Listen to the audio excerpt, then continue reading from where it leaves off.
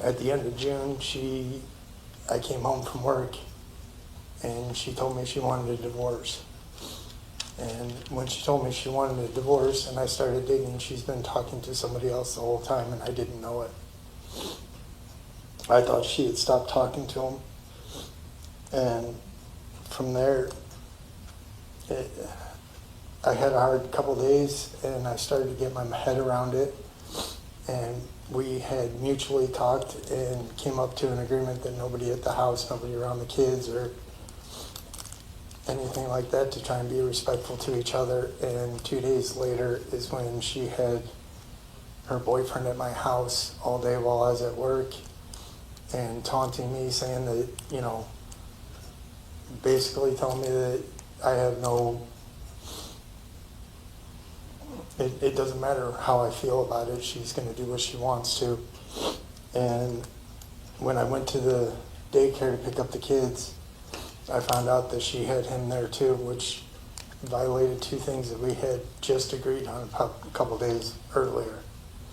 So on top of finding out that I'm getting divorced and my family's falling apart, and the last little bit of trust I had in her, she ripped that out too, and I overreacted. However, it was all under emotions and just feeling betrayed by somebody that I've loved for 7 years, fell head over heels in love with, and honestly the first person I was truly in love with. I just wish that I could get out of here and prove to everybody, the courts, everybody, that I'm not a bad person. I just want to get back to work and help my kids grow up, and continue with counseling, get through this divorce, try to provide for my kids, and show my family that I'm not this failure. I know I messed up that day. I overreacted. Well, why don't you tell me what you did? So on that day, I was at work, and I found out that she had him at the house. We got into an argument on the phone, and I went to the daycare to pick up the kids. I had called them because she does have a history of alcohol abuse, which she's done some work on, and I didn't know if this was out of her being drunk or whatever. I called the daycare and asked them not to let her take them because she was acting irrational that day. What did she do that you concluded she was acting irrational that day?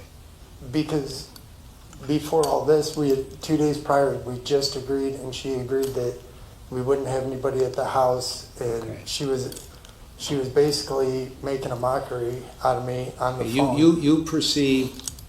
The defendant explains that everything escalated after his wife said she wanted a divorce. He says he discovered she had been talking to another man, which left him emotional and confused. They had agreed not to bring new partners around the kids, but he claims she broke that agreement. He describes feeling overwhelmed and admits he overreacted when he went to the daycare.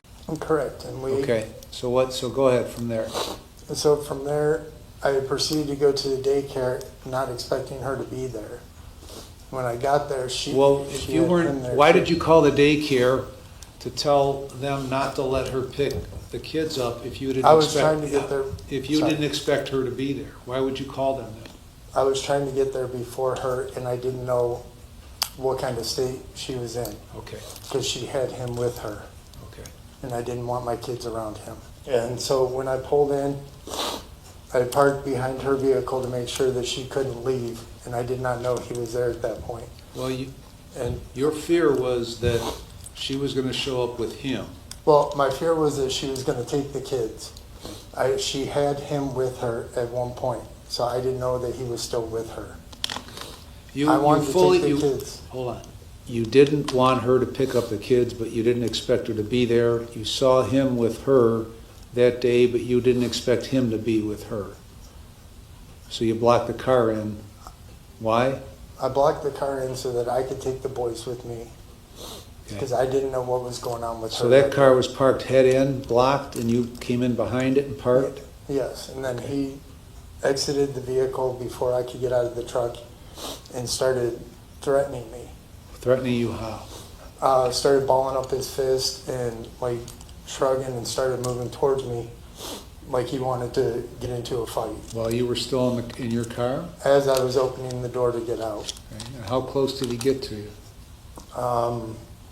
Probably within 10 feet. Okay, and then what happened? And that's when I had reached into the truck and grabbed my gun. Okay. And then what?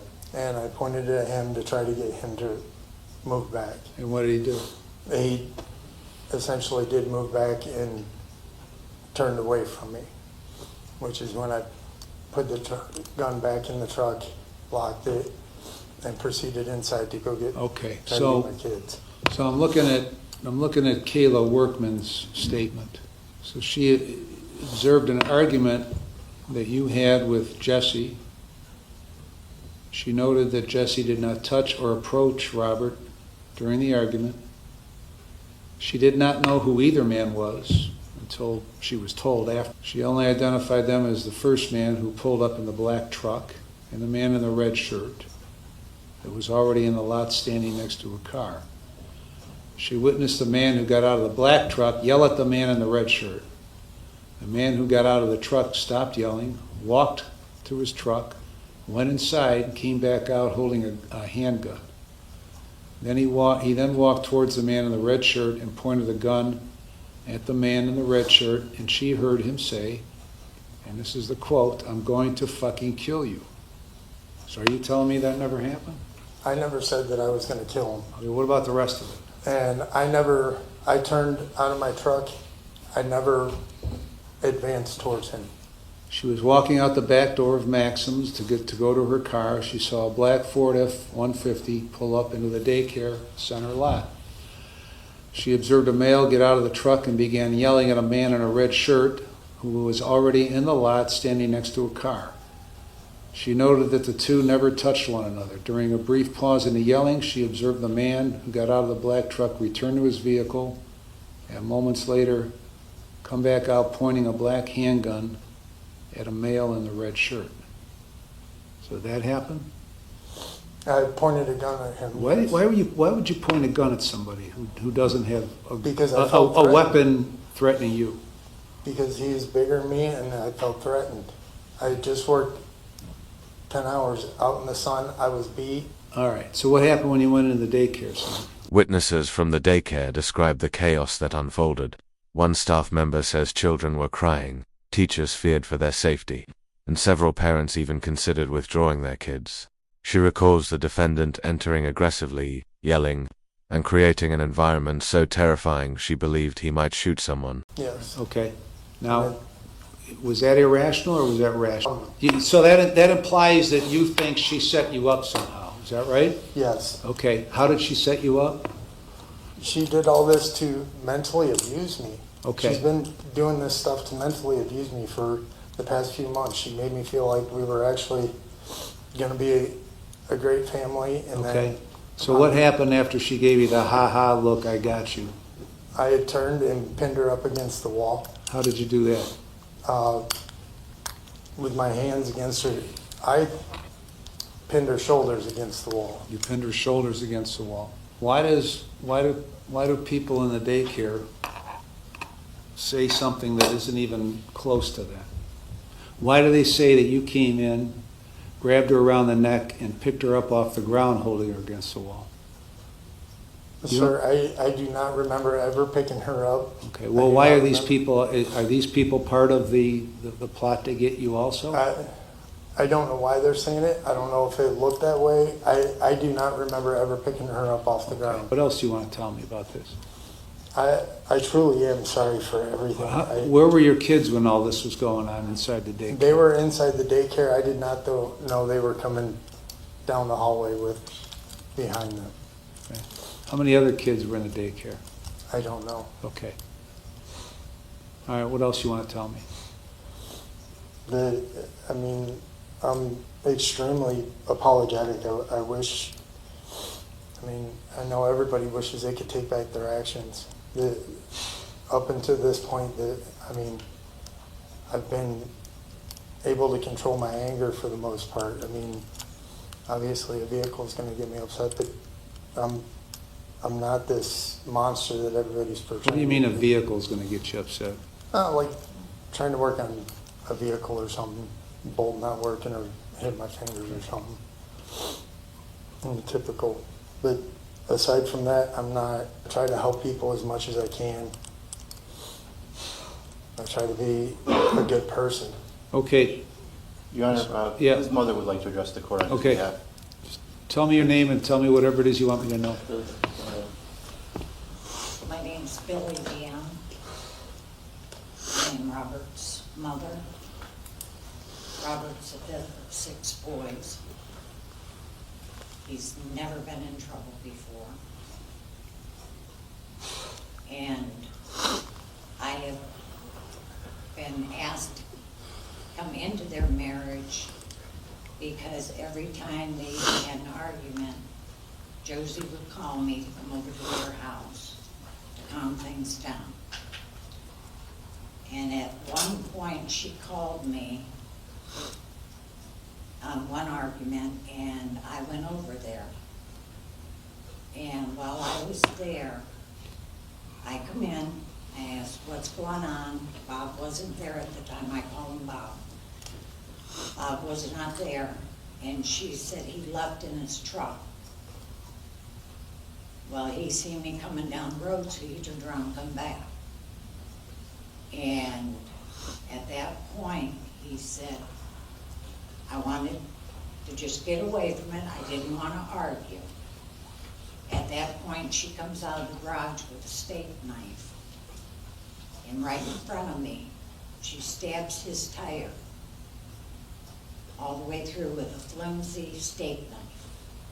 And she looked at me and she said, I can't believe I really did that.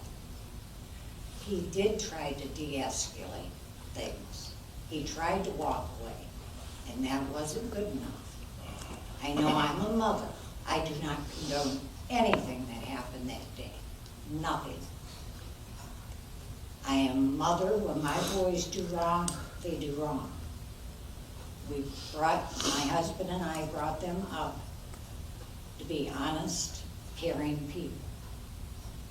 I've got 5 other boys that have not gotten into trouble. Bob made some very poor decisions on that day. He is the son that, when my husband was dying of cancer, my husband would only let him pick him up and move him from room to room. Bob has helped me many, many times. The judge speaks firmly, telling the defendant he acted out of anger, self-pity, and a complete lack of control. He lists the actions: blocking the car, confronting the boyfriend, retrieving a gun, and attacking inside the daycare. The judge says these choices endangered everyone and cannot be justified by emotional distress. God, it's been so long since I've seen him really mad. Even when they were arguing and she would call me, it was always her calling me, I would go over and he would not throw her underneath the bus. He would just say, we're arguing, it's done now. He loves his boys. I mean, he really loves his boys. He has taken care of them since they were newborn. He's been a great father. He has tried to give Josie everything she's wanted. I don't know what else to say, but that one moment didn't define his whole life. It was wrong. I'm not going to say it was right, because he was not raised in a family of abusers. My husband never laid a hand out. I'm just begging you to let me take him home, because my fiance died in January, so I'm on my own again, and Bob is living with me and helping me. And I'm 72 years old, almost 73. And he is the one that's taking care of me. Thank you. Thank you, Billy. Nothing further. Ms. London? And I don't know if any of the victims want to speak before. I work at Dedicated Children Early Learning Center, I'm a teacher to Robert and Josie's children. They are in my classroom. I've known Trip since he was 6 weeks old, and I've been taking care of him. They spend a lot of time at daycare. It's their second home. A lot of my kids, they get there at 6:30 in the morning, and they leave at 5:30 at night.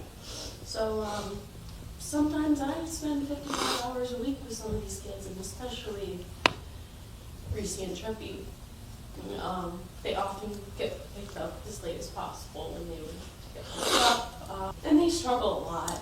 These are kids that have struggled a lot with being rough physically. When they were younger, they needed a lot of redirecting. I've helped a lot to fix the behaviors that Robert has put onto them, taught them. The oldest, Miles, is struggling a lot because of him. Your kids don't miss you. They talk about how daddy. Hold on. Hold on a minute. I am very. Hold on. I want this directed toward the inducing Yes. panic, okay? I don't want Okay. you talking to him, okay? Yes. Go ahead. On the day of the incident, that was one of the scariest day of my life. I worked in the front of the building. I was in my classroom with 10 2-year-olds. The day of the incident, Robert called the daycare, and it was a little weird. He's never called to say, hey, I'm coming to pick up the kids early. Normally they get picked up at 5:30. He called, he said, don't let Josie take the kids. She's an alcoholic, don't let her take my kids. They're both on the pickup list, I'm not allowed to do that. So I call Josie and I say, hey, I'm being instructed not to let your kids leave with you. Are you coming to pick them up? Is everything okay? She comes, she gets there first, she picks them up, she's in a hurry, she grabs them. At this point, I don't know what's going on, but I see fear and a lot of moving fast, putting kids' shoes on, trying to get out the door. Before she can make it out the door, Kayla Workman comes in and says, there's a man outside in the parking lot with a gun, and he pulled it out in front of my kids. At that point, Robert's already trying to get in. My co-teacher is holding the door, trying to hold him out, but he has a key fob. You can't keep him out. He has his hands behind his back. He comes in. Josie has the kids. She says to me, take my kids, grab them as fast as I can. I'm holding them. They're screaming, Daddy, Daddy. They're so excited to see their dad. And before I know it, Josie's up against my art wall by her neck. He's screaming at her, I'm going to kill you. Kayla Workman and my coworker rip him off of Josie. We are trying to push him out the door. He will not. I have 10 toddlers in my classroom crying, screaming.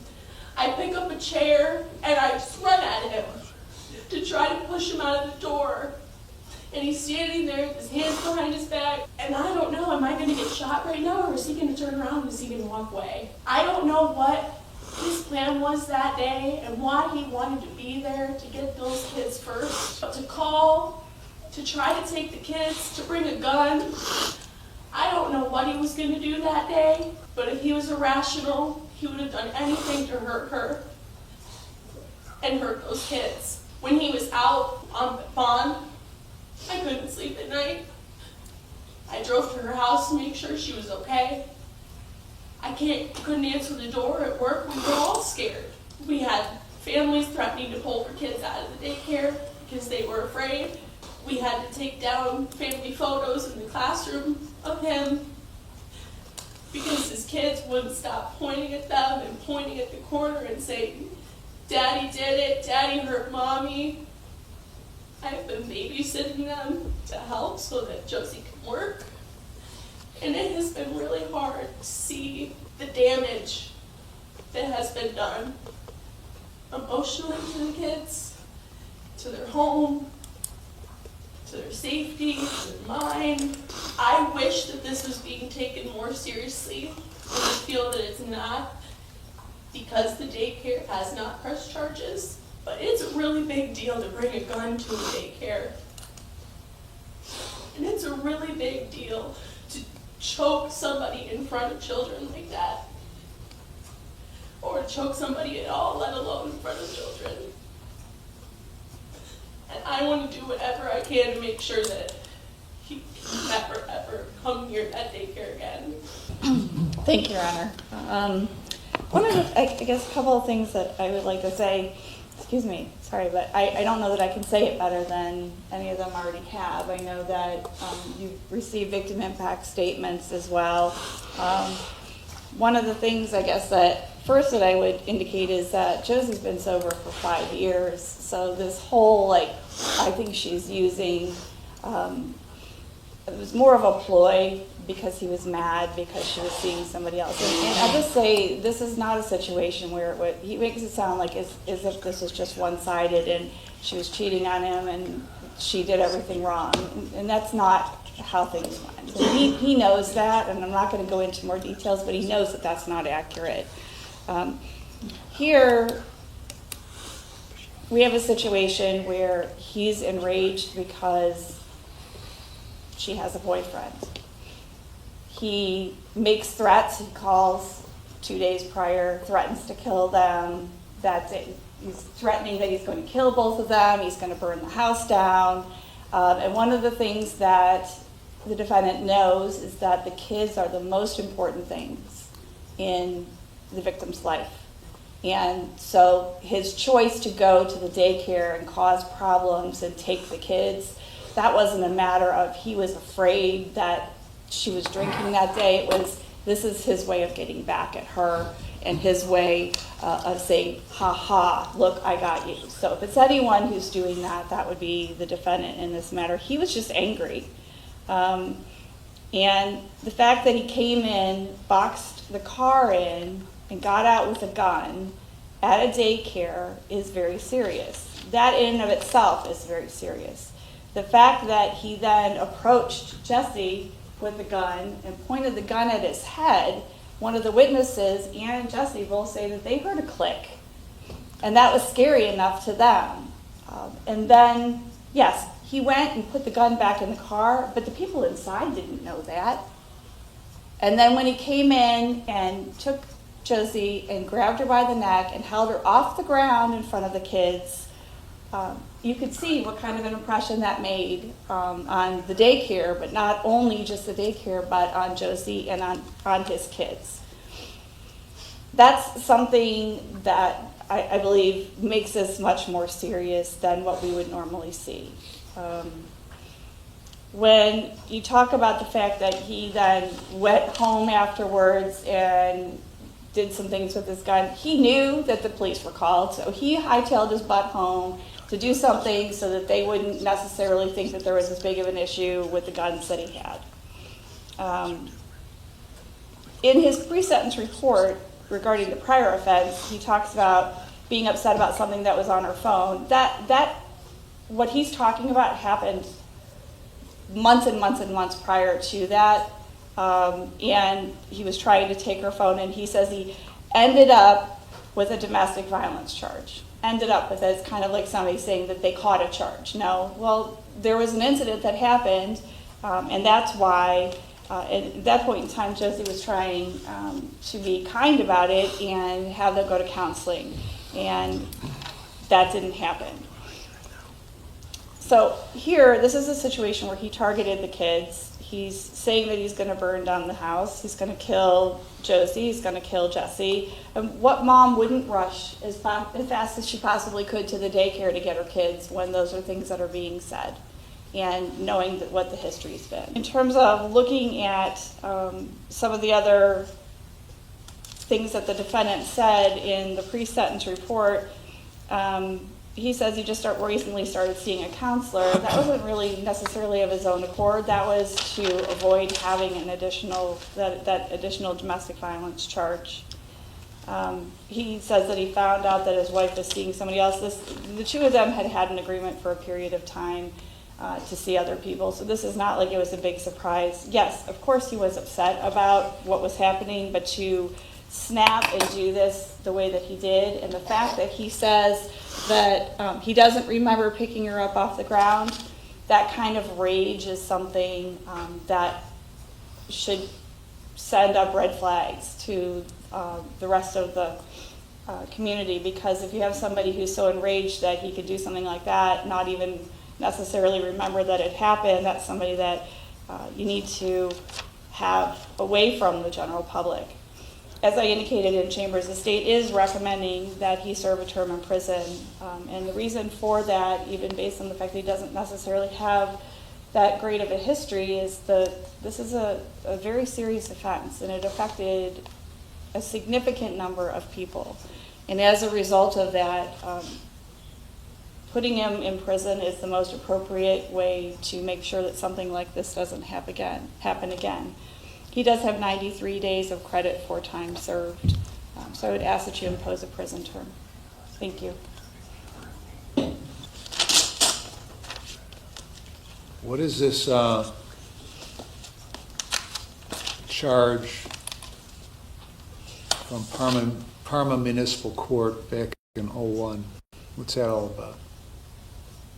That was I had an apartment with an ex-girlfriend and cats that were hers. And when she failed to go get the remainder of her stuff and her cats out, one had died. And so when the apartment complex cleaned it out, Parma had issued animal cruelty to both of us because the apartment was in both of our names. I don't really care about what the agreement was between the two of you about who could see who couldn't see who, when they could see him, when they couldn't see him. That's the stuff for the second and third floor to deal with, okay? I don't really care about that, okay? The problem here is that you have become so focused, completely, 100% focused on what you perceived was being done to you and why it was being done to you and how it was being done to you, that's all you cared about. And that drove your every action. Everything you did was revolved around what you perceived that she was doing to you and why she was doing it to you. Whatever the problems were between the two of you, take it up in divorce court. And I was trying to do that. Your Oh, you weren't trying to do that, because what you did was you told me a little while ago that because the cameras were turned off at your house and because you thought that he was over there at the house, that that meant she was acting irrationally, and you didn't want her to get the kids because of her irrationality. That in and of itself on your part. So as a result, you called the daycare, and apparently that's a rarity, but you called the daycare and say, don't let her take it. So you thought, obviously, that she was going there acting irrationally with him because she was with him, that's what you concluded, to go get the kids, and you didn't want that. Because of your agreement that you may or may not have had with her, which is irrelevant to this situation. So you're the one completely acting off the rails by the first thing you do is block that car in so it can't get out. Then you are the one that confronts him. And I don't, let's take out of it what you say and what he says. Let's just enter into it what the two people who don't know either one of you say happened. Okay? What that tells me is that you got out of the car pissed off, approaching him. He probably barked back at you. Then you went back and got the gun and approached him and pointed it at him, and maybe pulled the trigger and it clicked, maybe did, I don't know, okay?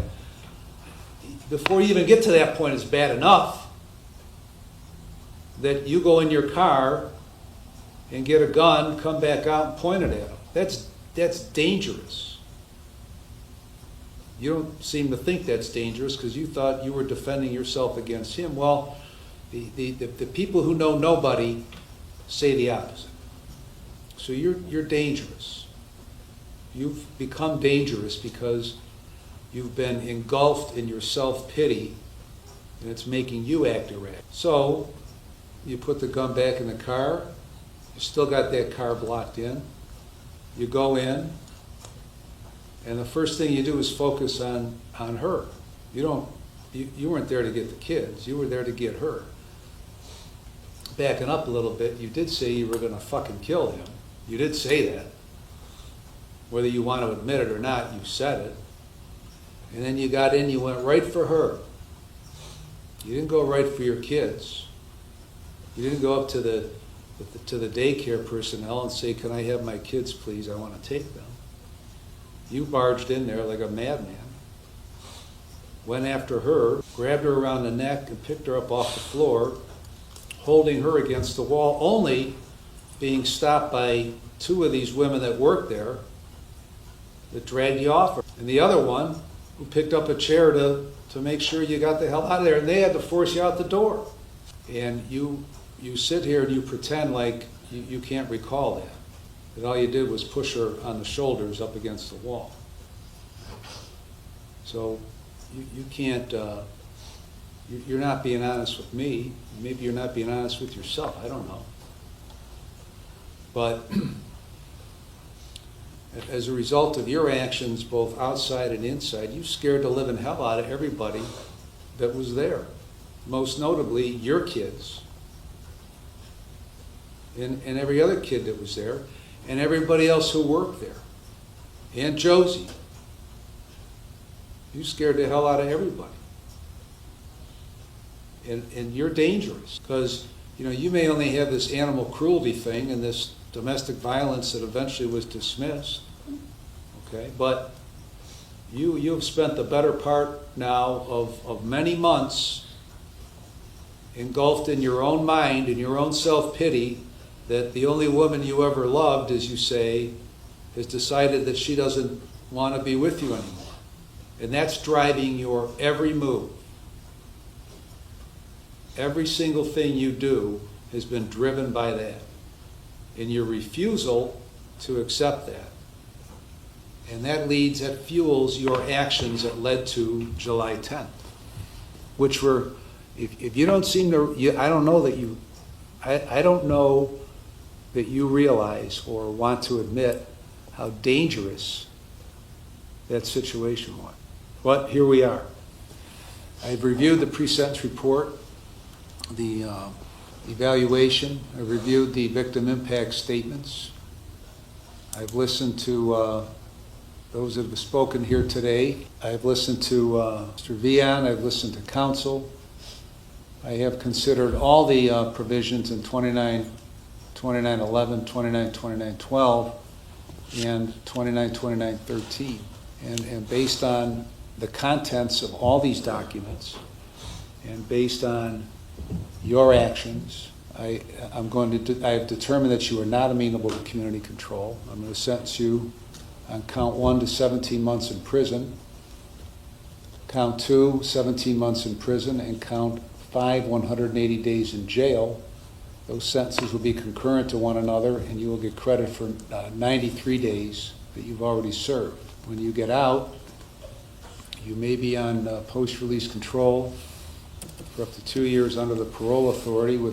If you are placed on post-release control, they'll place conditions on you. If you violate the conditions, the parole authority can return you to prison for up to 9 months for each violation, up to 1/2 of my sentence. If your violation is a new felony, you could get an additional consecutive prison sentence for the violation, the maximum of which is the greater of 12 months or the time left on post-release control. The remaining charges are dismissed.